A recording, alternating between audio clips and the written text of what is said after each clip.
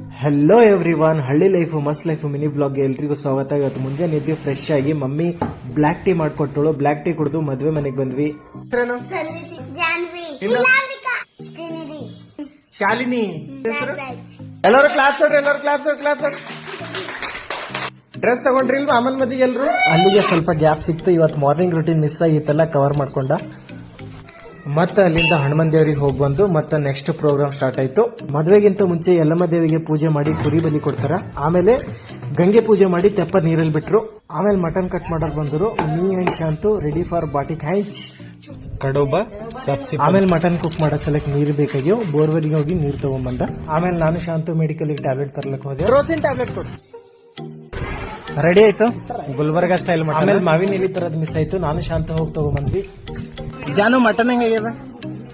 Night ಮನ್ಯಾಗ ಗೋಂದೋಳ ಹಾಕಿದ್ರು. ಮತ್ತೆ ಸಿಗ್ತೀನಿ ಫ್ರೆಂಡ್ಸ್ ಮುಂದಿನ ವಿಡಿಯೋದಲ್ಲಿ. ಬಾಯ್.